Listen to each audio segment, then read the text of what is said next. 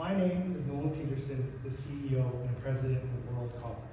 Today, I'd like to speak to you about my perspectives on companies embracing proactive ESG framework.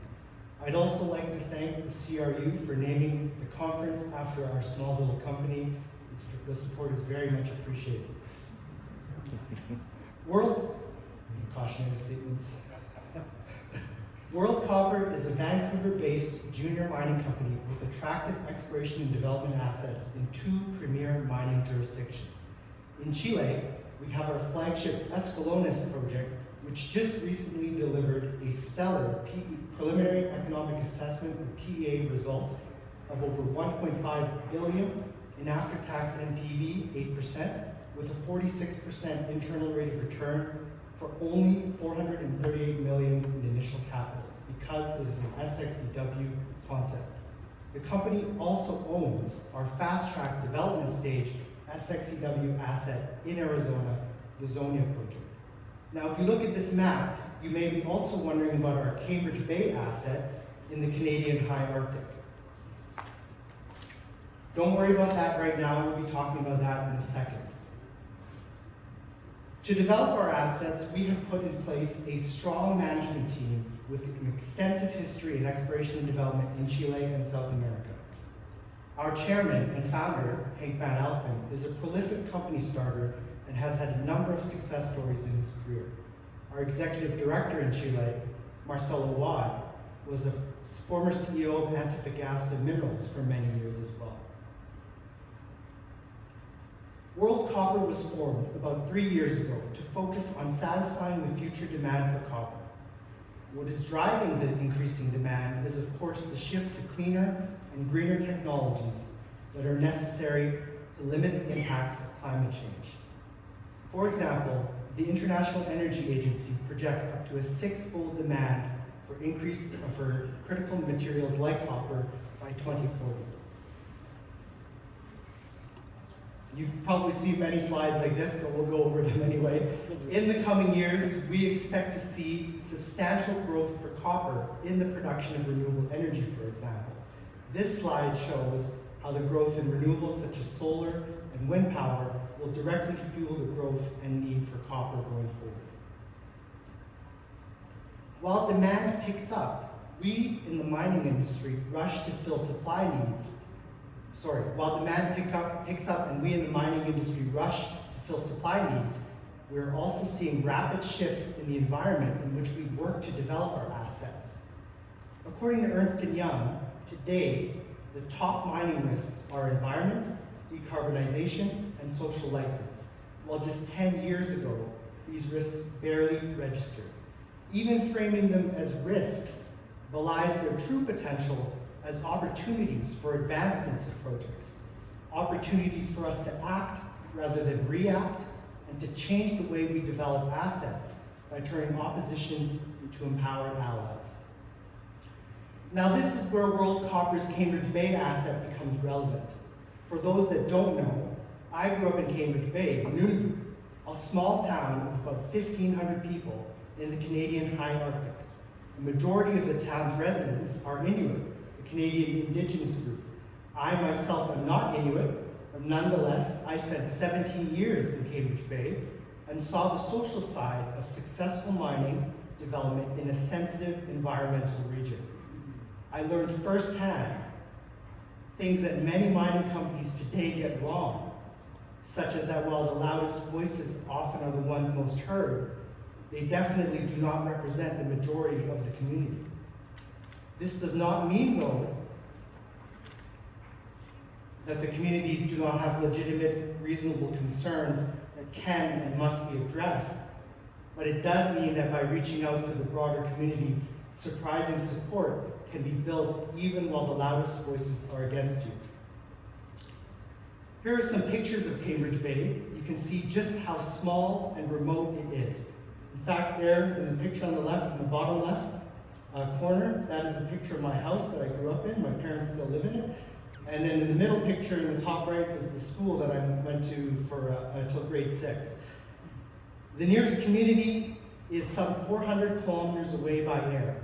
This is a critical ecosystem where environmental damage takes 10 times longer to recover from than in more temperate environments, and where the Inuit own the land and must agree to any development. In fact, they hold a veto over development. Despite these points that seem to raise concerns in other jurisdictions like Chile, numerous mining projects advance regularly in the Arctic and in Canada. While I am by no means an expert on the subject, I have seen mining development on both sides as a citizen of on both sides of the fence, so to speak, as a citizen, and now as a mining executive of my own, and for my entire life and career. Many mining companies do have advanced ESG policies. However, the mining industry as a whole has much to gain by adapting the framework by which we view ESG risk. Amongst the most important things I've learned is to reframe interactions with the stakeholders from risk mitigation to a shared prosperity model. We should not seek to engage or confront with opponents, nor should we see engagement as a mere cost or insurance, but as an investment in our communities and societies, as Mr. Friedland mentioned this morning.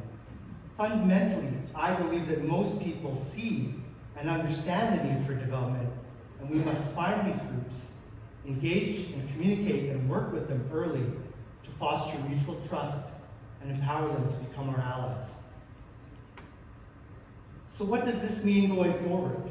In communications with stakeholders, we must ask and answer key questions.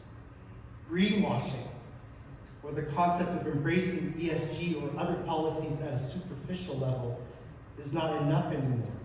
Stakeholders and investors are seeing through it all the time.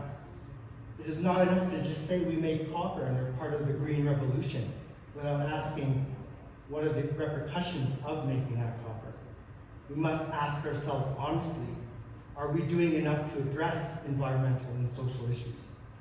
Are we prepared to make the changes that affect the bottom line before being asked?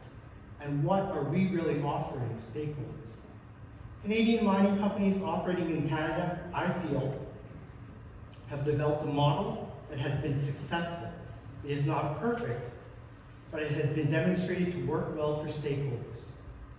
In Canada, we don't have sacrifice zones, a concept that I hear a lot about in Chile, but which was previously unknown to me before working here. We have developed a sustainable model that allows for mines, such as Myra Falls, for example, operated by Trafigura Group, to be active in the heart of Canada's oldest national.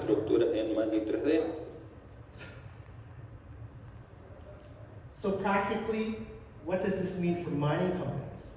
Similar to safety standards decades ago, environmental and social standards are following a similar trajectory towards full industry adoption.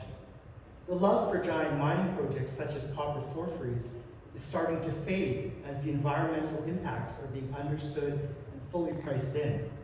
Stakeholders must be engaged early and compensated fairly for environmental and social impacts, and projects must be developed in stages with gradual impacts and increasing benefits and trust as development progresses.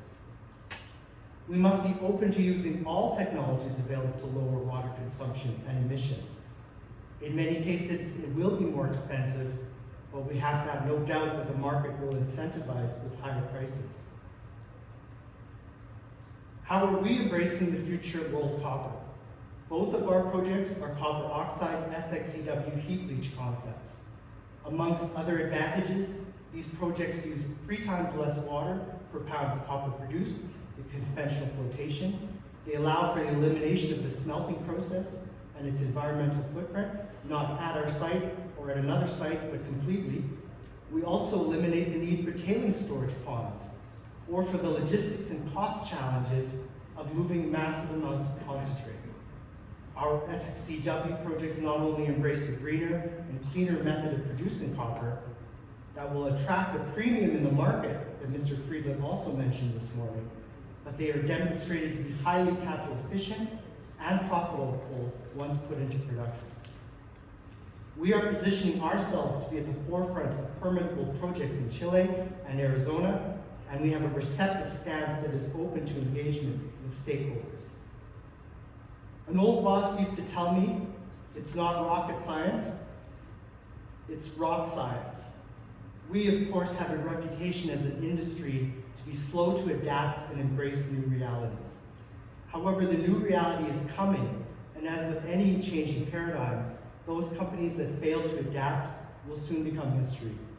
The mines of tomorrow are being built today, so I encourage us all to embrace the methods of bringing stakeholders together early if we want our projects to be successful. Thank you very much for your time and interest. Enjoy the rest of the conference, and happy to follow up at our booth anytime. Thank you.